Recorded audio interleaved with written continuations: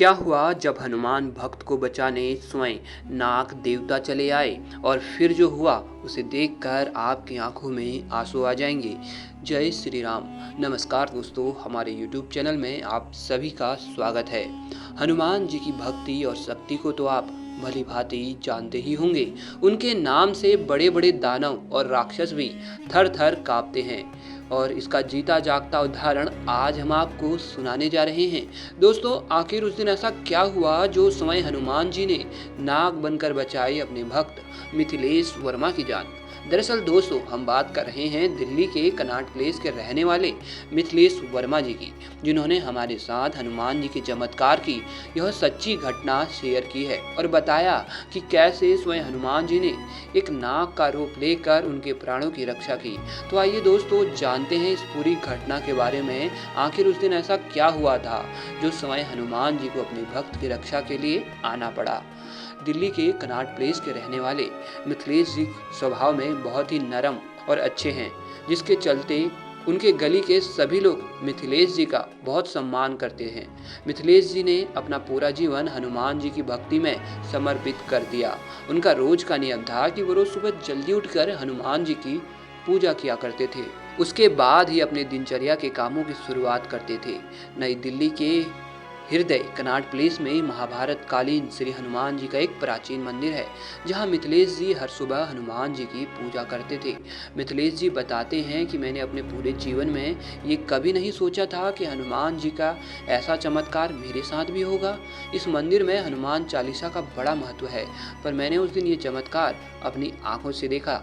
मिथिलेश जी बताते हैं कि उस दिन मंदिर में हनुमान जयंती के पावन पर्व पर भजन संध्या और भंडारे का प्रबंध किया गया था और भजन संध्या के बाद श्रद्धालुओं को प्रसाद वितरित कर मैं बहुत थक गया था। तब मैंने सोचा कि थोड़ा आराम कर लेता हूँ। मंदिर में भीड़ होने के कारण मैंने सोचा मंदिर के पीछे जाकर थोड़ा आराम कर लिया जाए। रात के समय मुझे कुछ ठीक से दिख भी नहीं रहा था, पर जैसे ही मैं आगे बढ़ा तो मैंने देखा एक नाग मेरे सामने फन फैलाए खड़ा है।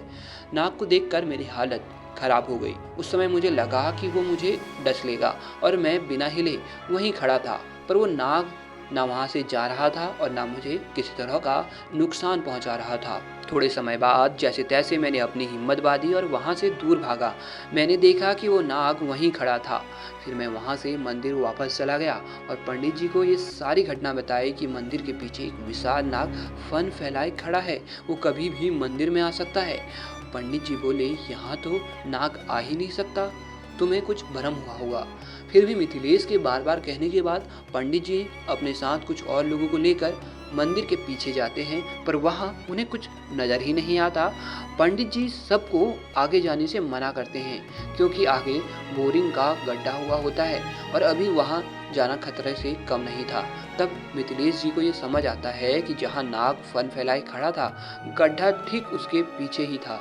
अगर उस समय नाग वहाँ नहीं आता तो मिथिलेश उस गड्ढे के अंदर गिर जाते और उसकी जान भी जा सकती थी। मिथिलेश यह सोचकर हैरान हो जाते हैं कि वह नाग मेरी रक्षा करने आया था।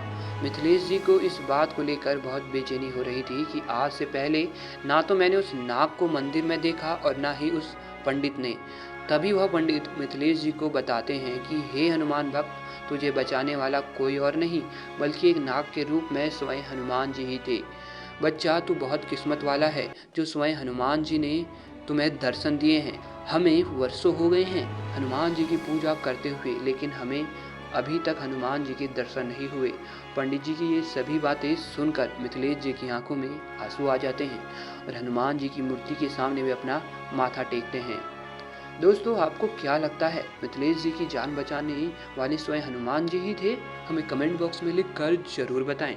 आपकी कुंडली से संबंधित कोई भी परेशानी है या घर में कोई समस्या है अथवा तरक्की नहीं हो पा रही है, तो हमारे ऐप नक्षत्रा ऐप पर आप जाएं। यहाँ पर आपको मिलेंगे ज्योतिष जानकार एवं ज्योतिष विद्या का ज्ञान रखने वाले विद्वान पंडित जी। तो दोस्तों, इस ऐप का लिंक हमने वीडियो के डिस्क्रिप्शन में दिया है, वहां जाकर आप इसे डाउनलोड कर सकते हैं।